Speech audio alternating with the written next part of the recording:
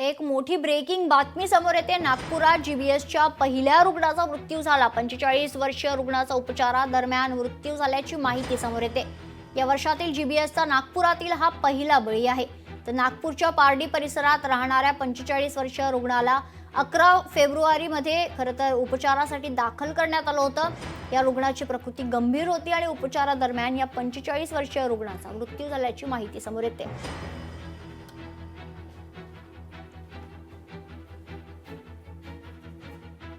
तर नागपुरात जीबीएसचा पहिला बळी गेलेला आहे। 45 वर्षीय रुग्णाचा उपचारादरम्यान मृत्यू झालाय। जीबीएसच्या 2 रुग्णांवर खरं तर उपचार सुरू होते। दोघांची प्रकृती मात्र स्थिर आहे। त्यापैकी एका 45 वर्षीय रुग्णाचा उपचारादरम्यान मृत्यू झालेला आहे।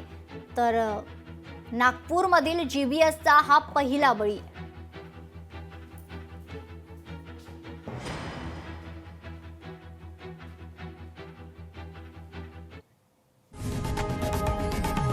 लोकशाही मराठी ऐका, पहा, जागरूक रहा।